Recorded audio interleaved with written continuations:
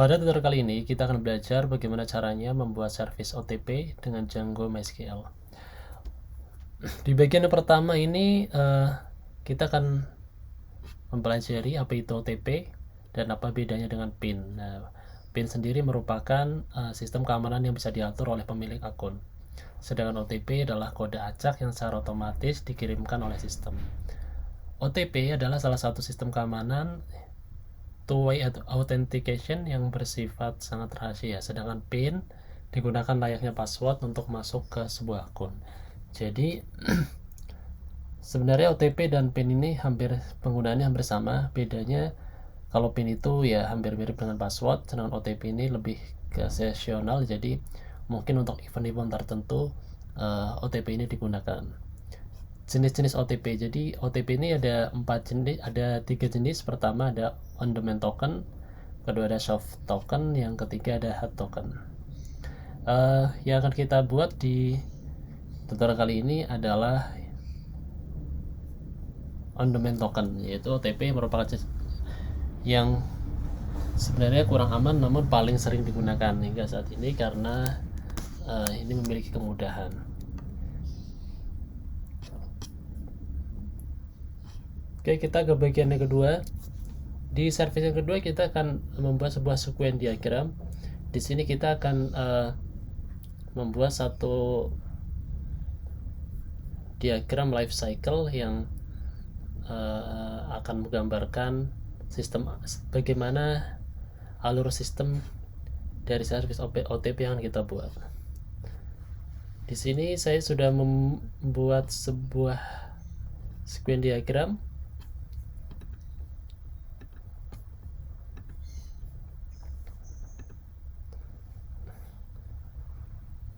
Ada 3 aktor, client service, OTP service, dan MySQL. Jadi pertama client service nanti akan merequest OTP ke OTP service. Kemudian si OTP service ini akan mengenerate OTP, menyimpannya ke database, kemudian memberikan respon.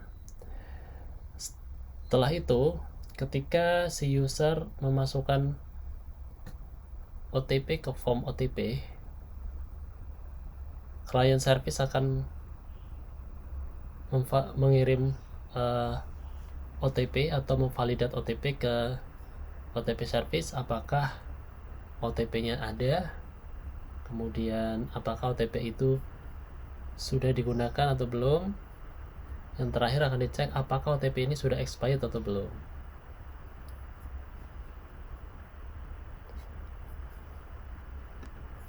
Oke, di bagian kedua ini nanti Anda bisa membacanya, apa itu sequence diagram dan komponen-komponen apa saja yang bisa digunakan untuk sequence diagram. Di bagian sequence diagram ini saya menggunakan tools swimlens.io.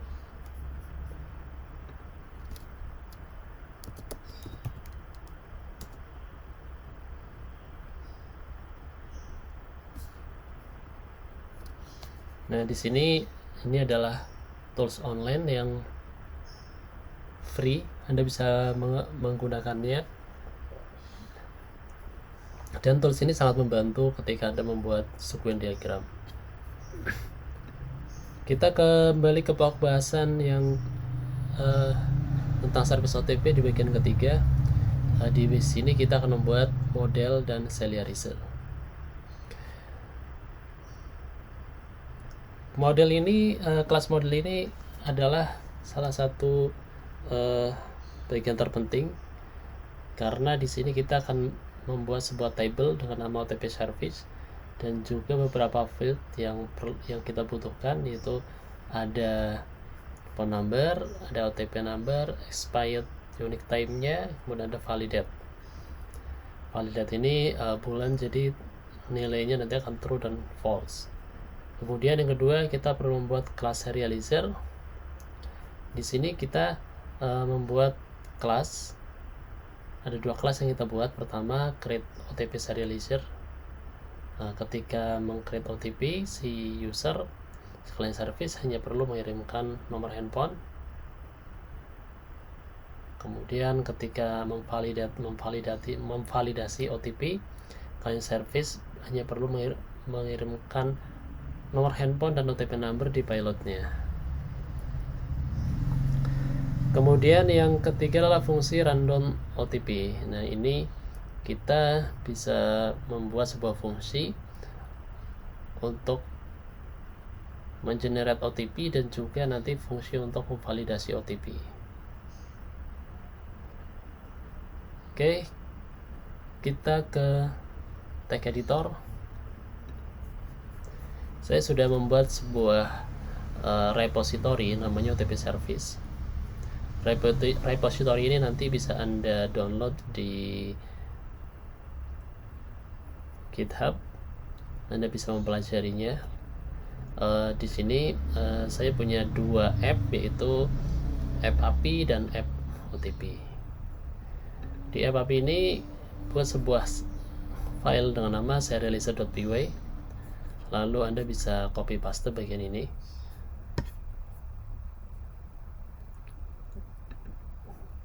Di sini kita membuat dua buah serializer, yaitu create OTP serializer dan validate OTP serializer.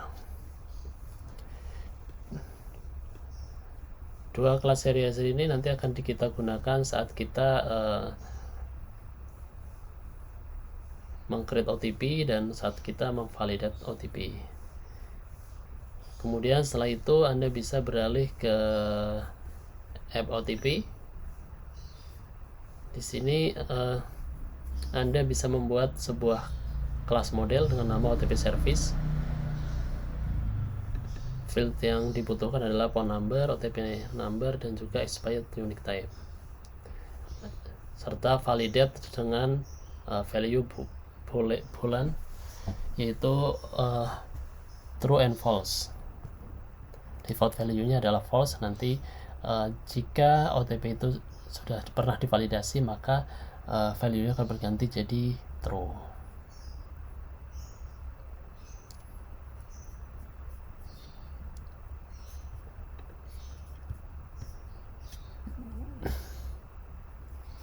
Kemudian kita perlu membuat fungsi random OTP dan validate OTP.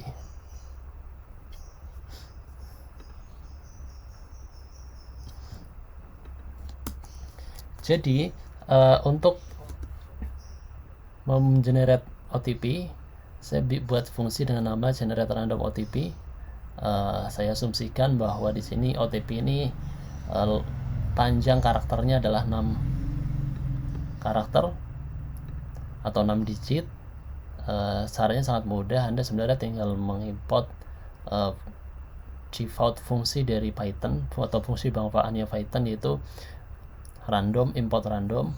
Kemudian Anda bisa manfaatkan metode run range. Di sini saya mengasumsikan bahwa angka yang tergenerate itu adalah angka 1 sampai dengan angka 9. Caranya juga cukup mudah. Anda tinggal membuat sebuah fungsi generate random OTP, kemudian Anda bisa langsung mereturn fungsi mereturnnya dengan cara return random range, terus Anda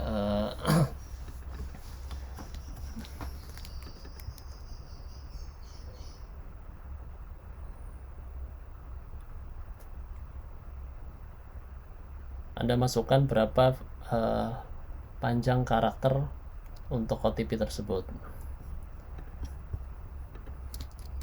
Kemudian Anda juga nanti perlu membuat fungsi untuk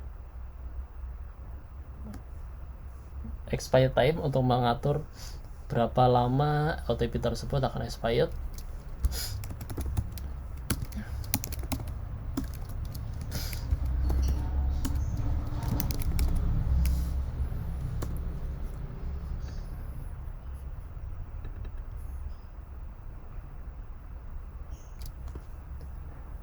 Kita asumsikan bahwa OTP ini akan expired setelah 5 menit atau selama 5 menit. Jadi Anda bisa mengasumsikan atau membuat sebuah fungsi current timestamp-nya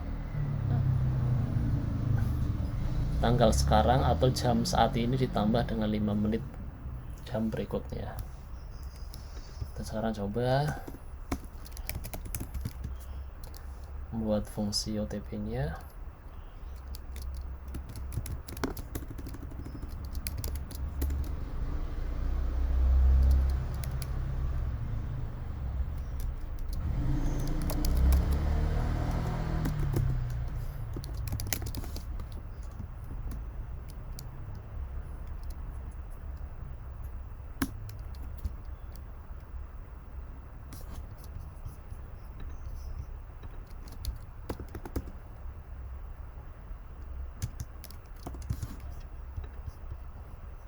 Udah tinggal memanggil generate random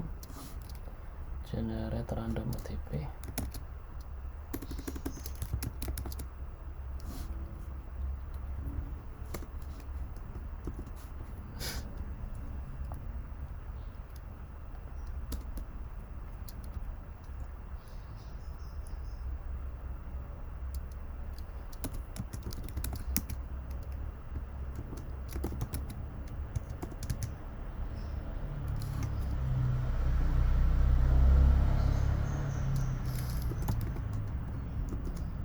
Expire time-nya kita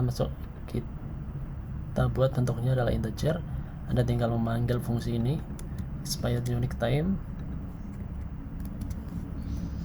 lalu Anda bisa mengimport model yang ada di OTP. Jadi Anda bisa langsung Anda bisa mengimportnya OTP service.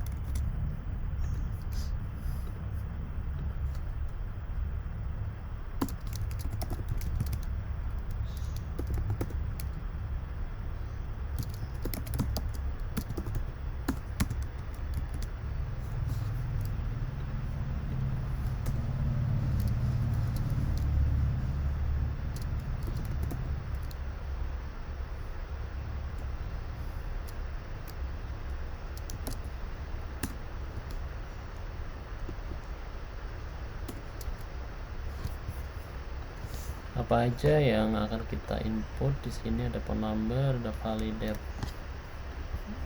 Validate otomatis nanti akan defaultnya akan false. Jadi yang perlu Anda insert adalah dalam database pertama phone numbernya apa. Ini bisa ambil dari serializer data. Kita lihat serializernya. Ini ada phone number. Terus OTP numbernya Anda bisa ngambil dari generator random OTP. Terus expired unique time-nya Anda bisa ngambil dari fungsi yang tadi kita sudah panggil di atas, variable expired time. Kemudian Anda bisa langsung .save. Oke, di sini Anda bisa mereturn ya.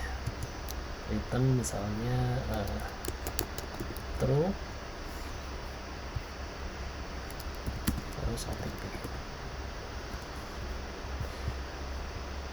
Anda juga bisa menambahkan try exception.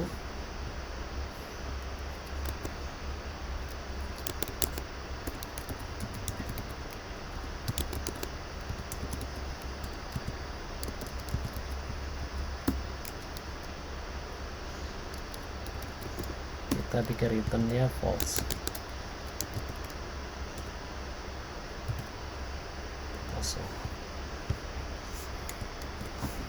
Oke teman-teman, fungsi create OTP sudah kita buat. Selanjutnya yang perlu kita buat adalah unit testnya. Bagaimana cara meng-create unit testnya?